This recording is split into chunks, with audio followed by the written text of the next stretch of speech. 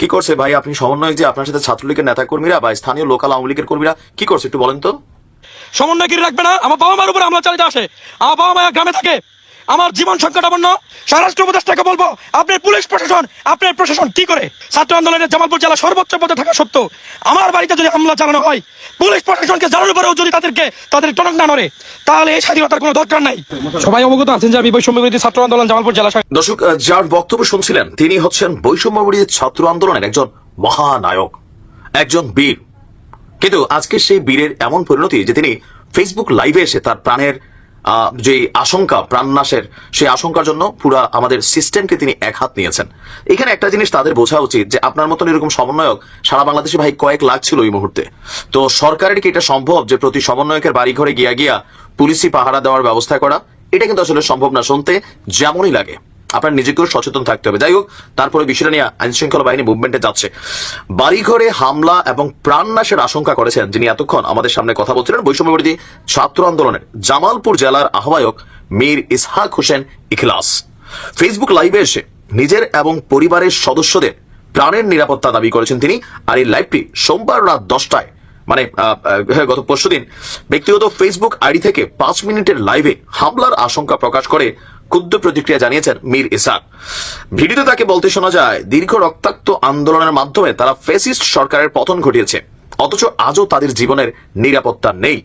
5ই আগস্টের পর 8 মাস কেটে গেলেও আসামিরা তার বাড়িতে এসে রাতের আধারে হামলার চেষ্টা করছে। এই যে আমি এই শব্দটা বারবার বলি, অনেক বৈষম্য বিরোধী ছাত্র আন্দোলনের এই নেতারা অথবা বিভিন্ন সময়, এটা আমরা আওয়ামী লীগের সময় দেখছি, কোনো কিছু হইলে শেখ হাসিনা আমার জীবন বাঁচান, এটা বাঁচান, ওইটা বাঁচান। ভাই, পুলিশের মধ্যে তো একটা লিমিটেশন আছে। এই যে আমি আবারও বলি, তাদের যে বক্তব্যটা যে জীবনের নিরাপত্তা নেই, নিরাপত্তা কিভাবে দিবে? এটাকে দেওয়া সম্ভব? একটা পারা যায় সারা বাংলাদেশে যত সমন্বয়ক আছে তাদেরকে কোনো 5 স্টার হোটেলে রেখে দেওয়া, অথবা নির্দিষ্ট কোনো একটা এরিয়ার মধ্যে, যে ভাষাঞ্চর টাশাঞ্চরের মতন, যে সব সমন্বয়করা এখানে বসবাস করবে, পুলিশ ওই এলাকাটা নিয়ন্ত্রণ করবে, আর ওইখানে কেউ ঢুকতে পারবে না, পুলিশি পাহারায়। এরকম একটা ক্যাম্প টেম্পের মতন আয়োজন ছাড়া প্রত্যেকের বাড়ি ঘর পাহারা দেওয়া ডক্টর ইউনূসের পক্ষে সম্ভব? বাংলাদেশের পক্ষে কোন সরকারের পক্ষে সম্ভব না। আবেগী কথা বললে হবে না।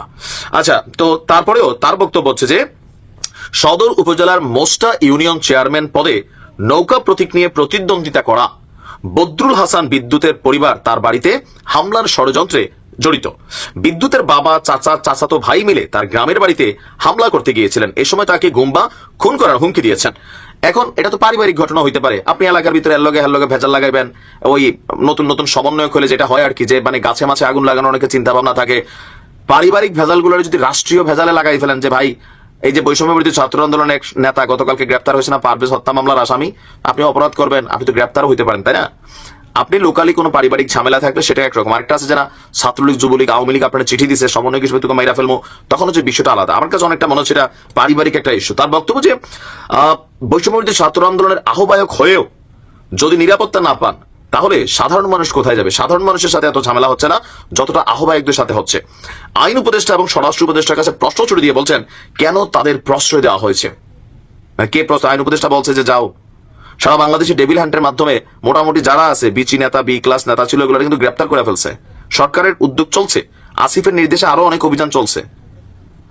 তার বক্তব্য, পরিকল্পনা থাকলে ওইটাতে হামলা ঠেকানো গেছে। কিভাবে হামলা ঠেকালেন ওইটা আমরা জানলাম না।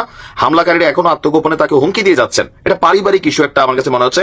তার অভিযোগ, তার বাবা মাকে গ্রামে হামলার মুখে পড়তে হচ্ছে।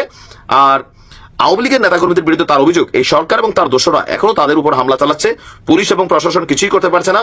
হামলার পরিকল্পনাকারী বিদ্যুৎকে কেন গ্রেপ্তার করা হচ্ছে না সেটা তিনি জানতে চাইছেন। টাকার বিনিময়ে কি অপরাধ এই সেই। তারপরে ডক্টর আসিফ নজরুলের এক ধাপ নিছেন তিনি। আপনি বারবার এই আসামিদের সুযোগ দিচ্ছেন, যা আমাদের উপর হামলার সুযোগ করে দিচ্ছে। এখন এটা হইতে পারে, এটা আবার নতুন একটা কিছু। আসিফ নজরুলকে নিয়ে নানান ধরনের বক্তব্য অলওয়েজ আমরা দেখছি যে ওনাকে সরানোর জন্য নানান ধরনের আয়োজন কিন্তু করা হয়। তো যাই হোক, আশা করি আমরা যদি এই নেতার যে বক্তব্যগুলো সেগুলোকে তদন্ত করে তার নিরাপত্তার ব্যবস্থা করা হোক। আর পারিবারিক ইস্যুতে ঝামেলা করলে ভাই এগুলো পারবে না, এগুলো আপনাদেরও বুঝতে হবে। ভালো থাকুন।